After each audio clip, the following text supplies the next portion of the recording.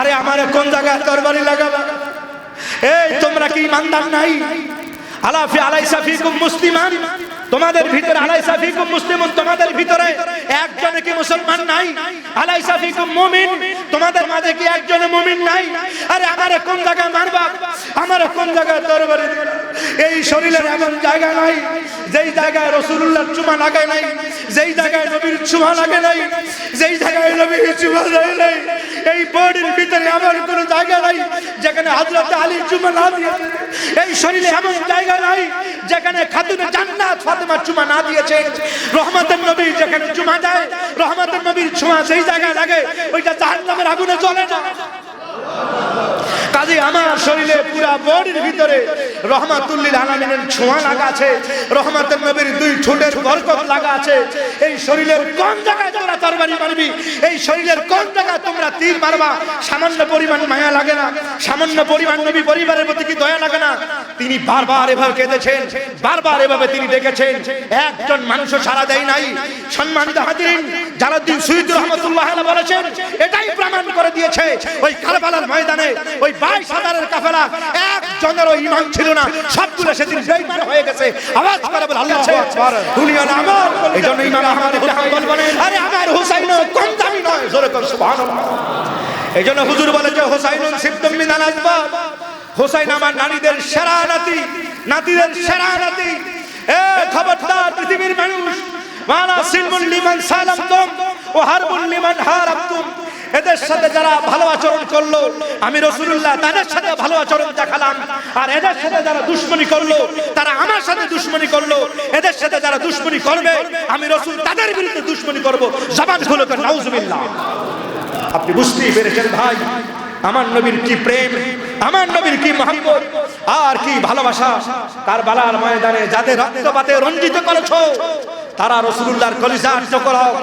উনি বারবার বলেছেন, আরে আমারে কোন জায়গায় তরবারি লাগাবা? এই তোমরা কি ইমানদার নাই? আলাফি আলাইসা ফিকুম মুসলিমান, তোমাদের ভিতরে আলাইসা ফিকুম মুসলিমুন, তোমাদের ভিতরে একজন কি মুসলমান নাই? আলাইসা ফিকুম মুমিন, তোমাদের মাঝে কি একজন মুমিন নাই? আরে আমারে কোন জায়গায় মারবা? আমারে কোন জায়গায় তরবারি দিবা? এই শরীরের এমন জায়গা নাই যেই জায়গায় রাসূলুল্লাহর চুমা লাগে নাই, যেই জায়গায় নবীর চুমা লাগে নাই, যেই জায়গায় নবীর চুমা লাগে নাই। এই বডির ভিতরে আমার কোনো জায়গা নাই যেখানে হযরত আলী চুমা না দিয়েছে। এই শরীরে এমন জায়গা নাই যেখানে খাতুনে জান্নাত ফাতেমা চুমা না দিয়েছে। রহমতের নবী যেখানে চুমা দেয়, রহমতের নবীর ছোঁয়া যেই জায়গায় লাগে ওইটা জাহান্নামের আগুনে জ্বলে না। কাজে আমার শরীরে পুরা বডির ভিতরে রহমাতুল লিল আলামিনের ছোঁয়া লাগা আছে, রহমতের নবীর দুই ঠোঁটের বরকত লাগা আছে। এই শরীরের কোন জায়গায় তোমরা তরবারি মারবি? এই শরীরের কোন জায়গায় তোমরা তীর মারবা? সামান্য পরিমাণ মায়া লাগে না? সামান্য পরিমাণ নবী পরিবারের প্রতি কি দয়া লাগে না? তিনি বারবার এভাবে কেঁদেছেন, বারবার এভাবে তিনি ডেকেছেন, একজন মানুষও সাড়া দেয় নাই।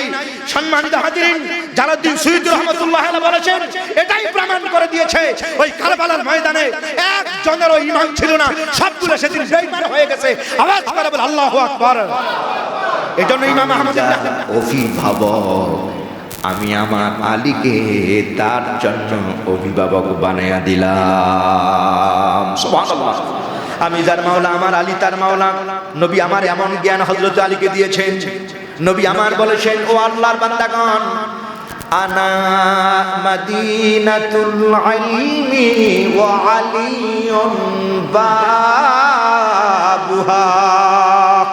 আল্লাহর হাবিব পাক বলেছেন, আমি হলাম এলেমের শহর, আমার এই এলেমের শহরে ঢোকার জন্য একটা দরজা দরকার, আর এই দরজাটাই হলো আমার আলী। সুবহানাল্লাহ। ও ভাইয়ের আমার, এত দাম আমার নবী দিয়েছেন। আসাদুল্লাহিল গালিব, আল্লাহ পাকের পক্ষ থেকে উপাধি এসেছে আল্লাহর সিংহ। আল্লাহর সিংহ যাকে বলা হয় তিনি হলো হযরতে আলী। ও ভাই, নবী আমার হযরতে আলীকে ডাকলেন আমার আহলে বায়েতের 1 নম্বর সদস্য আমার আলী। জোরে কর সুবহানাল্লাহ। দুই নম্বর মা ফাতেমা রাদিয়াল্লাহু তাআলা আনহাকে আমার নবী ডাকলেন, নবী আমার বললেন ফাতেমা কে রে? আন সাইদ খুদরি রাদিয়াল্লাহু তাআলা আনহু قال رسول الله صلى الله عليه وسلم فاطمه بدعه مني من اذاها فقد اذاني من اذاها فقد اذاني وفي روايه من اغضبها فقد اغضبني رواه مسلم او كما قال عليه السلام। জবানটা খুলে আওয়াজ করে বলে আল্লাহু আকবার। আল্লাহর হাবিবে পাক হায়াতুন নবী আমার নূর নবী পাক বলেছেন ফাতেমা কে রে? ফাতেমা আমার কলিজার টুকরা। সুবহানাল্লাহ। ফাতেমা হলো আমার কলিজার টুকরা। মান্না জাহা ফাকাদাদানি। যেদিন হযরত আলীর হাতে আমার নবী মা ফাতেমাকে উঠাইয়া দেন, বিয়ের জন্য বহু সাহাবীরাই প্রস্তাব দিয়েছেন, কারো কোনো আওয়াজ নাই। আমার নবী কারোটাকে কোনো সাড়াও দেয় নাই। সবাই প্রস্তাব দিয়েছেন, রাজার ছেলেরা প্রস্তাব দিয়েছেন, মন্ত্রীর ছেলেরা প্রস্তাব দিয়েছেন, মক্কা মদিনা আরবের ধনী ধনী লোকেরা প্রস্তাব দিয়েছেন। আমার নবী কারোটাকে কোনো সাড়া দেন নাই। হযরতে আলী মন বেজার করে এই পথ দিয়া যায়। আবু বকর ডেকে আলী, এই আলী, এই দাঁড়াও। হযরতে আবু বকর ডাকলেন, আলী দাঁড়ালেন, আর কানের কাছে জড়িয়ে ধরে বললেন ভাইরে খবর পাও নাই? ফাতেমার বিয়ের জন্য রাজার ছেলেরা প্রস্তাব দিয়েছেন, ফাতেমার বিয়ের জন্য জমিদারের ছেলেরা প্রস্তাব দিয়েছেন, বহু সাহাবীরা প্রস্তাব দিয়েছেন। ফাতেমা হলো সাইয়্যিদা নিসাই আহলিল জান্নাহ। নবী আমার বলেছেন ফাতেমা সাইয়্যিদাতুন নিসাই আহলিল জান্নাহ। জান্নাতে যত রমণীরা জান্নাতি হবে, যত মহিলারা জান্নাতি হবে, সব মহিলাদের জান্নাতি সরদার তিনি হলো ফাতেমা। নবীর কলিজার টুকরা ফাতেমা হলো জান্নাতি রমণীর সরদারিনী। আবু বকর ডেকে বললেন আলী রে, আমি তোমাকে বলি নবীর সামনে দাও আর একটা প্রস্তাব দিয়া দাও। হযরত আলী আবু বকরকে জড়িয়ে ধরে চোখের পানি ছেড়ে কাঁদে আর বলে আবু বকর আপনি তো জানেন এই মদিনা আমার টাকা নাই। আরে আমার কোনো টাকাও নাই, আমার কোনো ঘর নাই, আমার বাড়িও নাই। মদিনা নবীর দরবারে এসেছি, আমার নবী আমার এক জায়গায় থাকার জায়গা দিয়েছেন। খাবার আসলে খাবার খাই, না আসলে না খাইয়া ঘুমাই। কোথায় আমি আলী ঠিকানা নাই। আর ফাতেমা হলো আমার নবীর কলিজার টুকরা, আমার নবীর দুলালি। আরে আলীর এই সাহস, হযরত আলী নবীর সামনে গেল, ফাতেমার কথাটা কেমনে বলি? না না, এই সাহস আমার নাই। মদিনায় হযরত আলী আসলে হযরত ওমরের সাথে দেখা হয়। ওমর জড়িয়ে ধরে কান্দে আর কয় ভাই আলী, রাজার ছেলেদের প্রস্তাবে আমার নবী কোনো কথা বলে নাই, জমিদারের ছেলেদের প্রস্তাবে আমার নবী সাড়া দেয় নাই। হযরত ওমর আলীকে বলতেছে ভাই রে আলী, আমি তোমাকে বলবার চাই আমার নবী মনে হয় একটা প্রস্তাবের অপেক্ষায় আছেন। নবী একটা প্রস্তাব। হযরত আলীকে কি প্রস্তাব?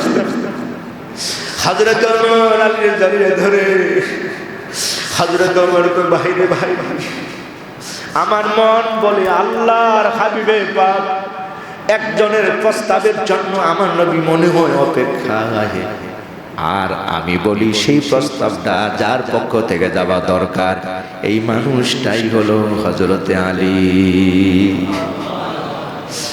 হযরত আলী বলে না না ভাই, ওমরে পাওয়ার আমার নাই, এই মর্যাদা আমার নাই। নবীর কাছে আমি ফাতেমার ব্যাপারে প্রস্তাব দিই, আল্লাহর কসম আমি যদি প্রস্তাব দেই আর যদি নাকচ করে দেয়, চিরচিরের জন্য আমি নবীর দরবার থেকে মাহরুম হয়ে যাব। রহমতের নবীর দরবার থেকে আমি আজ বিতাড়িত হয়ে যাব।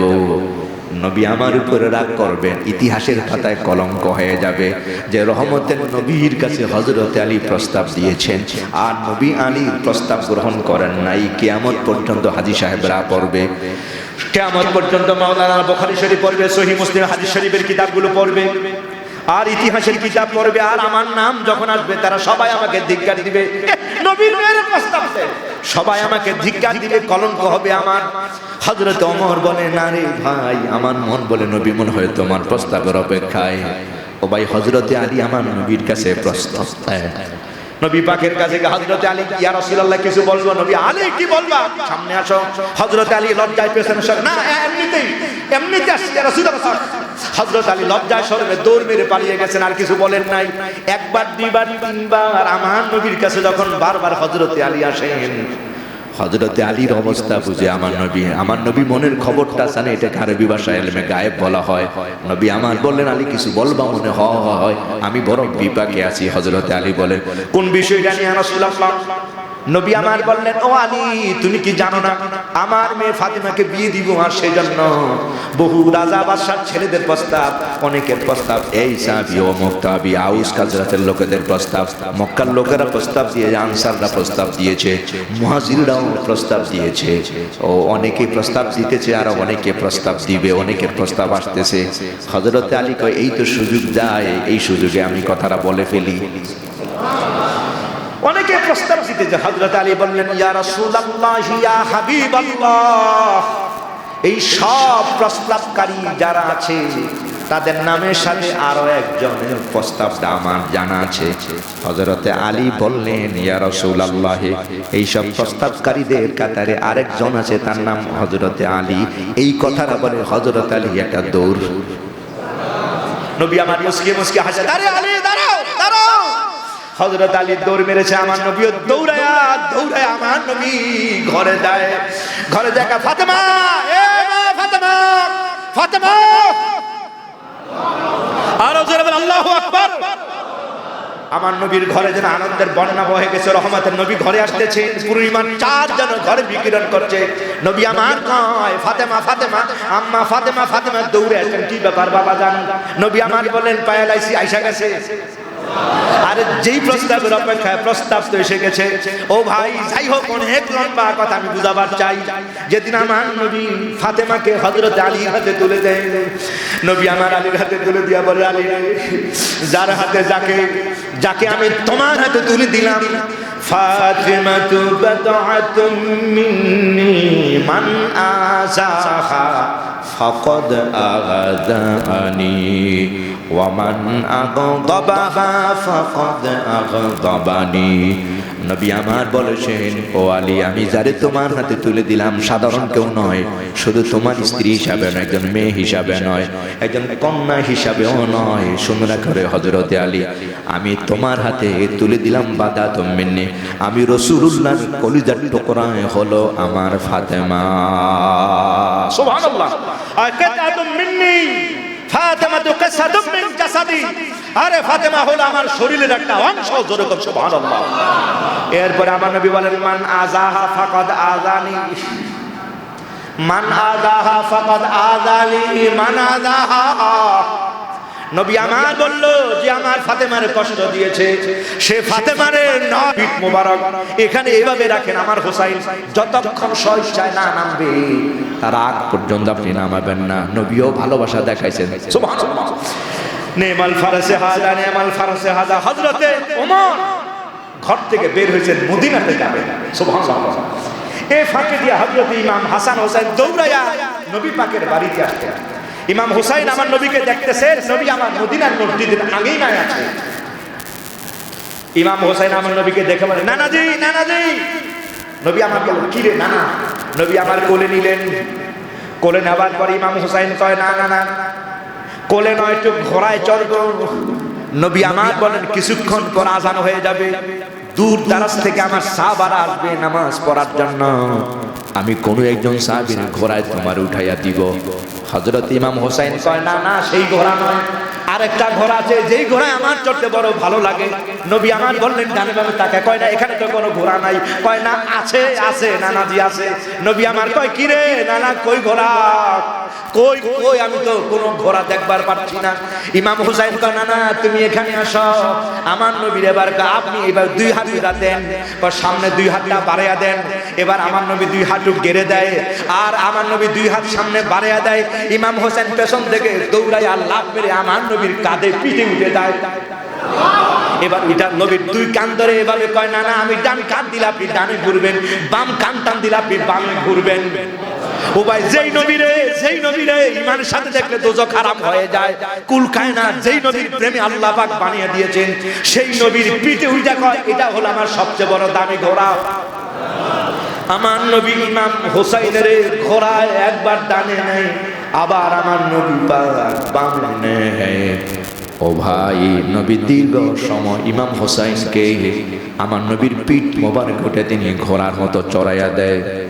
এই ফাঁক দিয়ে হযরত ওমর তিনিও মসজিদায়, হযরত ওমর আয়েশা মুস্কি মুস্কি হাসেন। সুবহানাল্লাহ। হযরত ওমর সহিহ হাদিস শরীফ আছে, হযরত ওমর মুসলিম শরীফের আছে। হযরত ওমর বলল, নেমাল ফারসি তাহাতাহুমা, নেমাল ফারসি তাহাতাহুমা।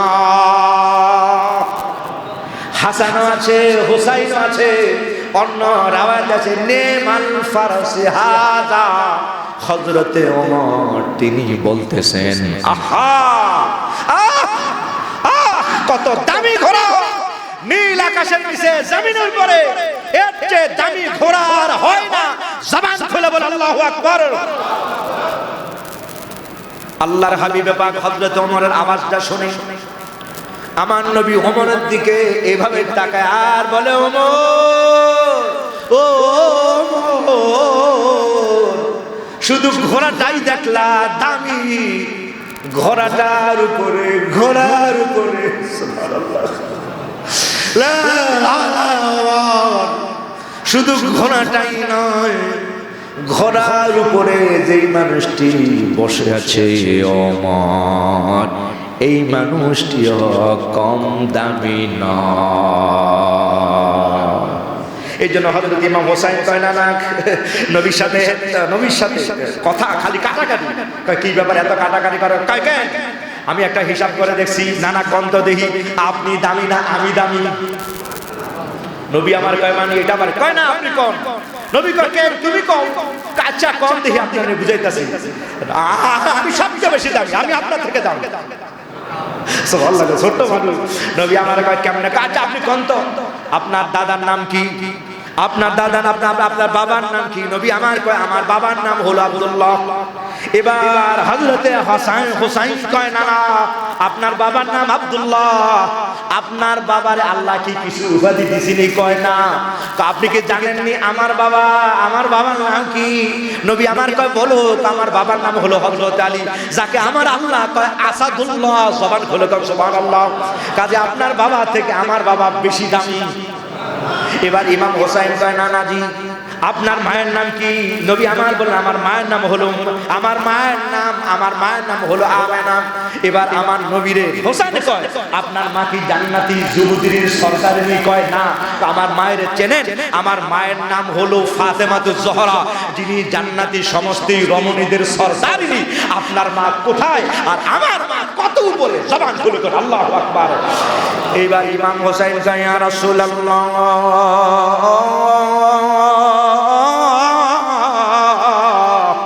আপনার নানার নাম কি? নবী আমার নানার নাম হলো আব্দুল ওয়াহাব। এইবার ইমাম হোসাইন আপনার নানার কি আল্লাহ নবী বানাইছে? কয় না বানাই নাই। আপনার নানার কি আল্লাহ আসমানে কোরআন দিছে? কয় না দেয় নাই। ইমাম হোসাইন কয় নানাজি আমার নানা হলো আখিরি জামানার পয়গাম্বর। আমার নানারে আল্লাহ কয় রহমাতাল লিল আলামিন। আমার নানার উপরে আল্লাহ কোরআন নাযিল করে দিয়েছেন। এইবার কন্ত নানা আপনার নানা বেশি দামি নাকি আমার নানা দামি? ও ভাই, এই জন্য নবী আমার বললেন ওমর নেমাল ফারসে হাজা। শুধু নেমাল ফারাস নয়, নেমাল ফারসে হাজা, মানে যিনি ঘোড়ার উপরে আরোহণকারী তাকে ফারাস বলা হয়। নবী আমার বললেন ওমর শুধু নেমাল ফারাস নয়, বরং নেমাল ফারাস। এ ওমর, ঘোড়াটাই দামি নয়, ঘোড়ার উপরে যে মানুষটি বসে আছে উনি হলেন আমার কলিজার টুকরা, আমার হোসাইন। আরে আমার হোসাইনও কম দামি নয়। জোরে কর সুবহানাল্লাহ।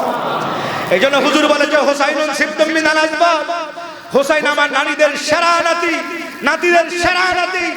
এ খবরদার পৃথিবীর মানুষ, মালা সিলমুল লিমান সালামতুম ওয়া হারবুল লিমান হারাবতুম। এদের সাথে যারা ভালো আচরণ করলো আমি রাসূলুল্লাহ তাদের সাথে ভালো আচরণ দেখালাম, আর এদের সাথে যারা দুশমনি করলো তারা আমার সাথে দুশমনি করলো। এদের সাথে যারা দুশমনি করবে আমি রাসূল তাদের বিরুদ্ধে দুশমনি করব। জবান খুলে কর নাউজুবিল্লাহ। আপনি বুঝতেই পেরেছেন ভাই আমার নবীর কি প্রেম, আমার নবীর কি মহব্বত আর কি ভালোবাসা। কারবালার ময়দানে যাদের রক্তপাতে রঞ্জিত করেছো তারা রাসূলুল্লাহর কলিজার টুকরা। উনি বারবার বলেছেন আরে আমারে কোন জায়গায় তরবারি লাগাবে? এই তোমরা কি ইমানদার নাই? আলাফি আলাইসা ফিকুম মুসলিমান, তোমাদের ভিতরে আলাইসা ফিকুম মুসলিমুন, তোমাদের ভিতরে একজন কি মুসলমান নাই? আলাইসা ফিকুম মুমিন, তোমাদের মাঝে কি একজন মুমিন নাই? আরে আমারে কোন জায়গায় মারবা, আমারে কোন জায়গায় তরবারি দিবা? এই শরীরের এমন জায়গা নাই যেই জায়গায় রাসূলুল্লাহর চুমা লাগে নাই, যেই জায়গায় নবীর চুমা লাগে নাই, যেই জায়গায় নবীর চুমা লাগে নাই। এই বডির ভিতরে এমন কোন জায়গা নাই যেখানে হযরত আলী চুমা না দিয়েছে। এই শরীরে এমন জায়গা নাই যেখানে খাতুনে জান্নাত ফাতেমা চুমা না দিয়েছে। রহমতের নবী যেখানে চুমা দেয়, রহমতের নবীর ছোঁয়া সেই জায়গায় লাগে, ওইটা জাহান্নামের আগুনে জ্বলে না। কাজে আমার শরীরে পুরা বডির ভিতরে রহমাতুল লিল আলামিনের ছোঁয়া লাগা আছে, রহমতের নবীর দুই ঠোঁটের বরকত লাগা আছে। এই শরীরের কোন জায়গায় তোমরা তরবারি মারবি, এই শরীরের কোন জায়গায় তোমরা তীর মারবা, সামান্য পরিমাণ মায়া লাগে না? সামান্য পরিমাণ নবী পরিবারের প্রতি কি দয়া লাগে না? তিনি বারবার এভাবে কেঁদেছেন, বারবার এভাবে তিনি ডেকেছেন, একজন মানুষও সাড়া দেয় নাই। সম্মানিত হাজিরিন, জালালউদ্দিন সুয়ুতী রাহমাতুল্লাহ আলাইহি বলেছেন, এটাই প্রমাণ করে দিয়েছে একজনেরও ঈমান ছিল না, সবগুলো সেদিন বেঈমান হয়ে গেছে। আওয়াজ করে বল আল্লাহু আকবার।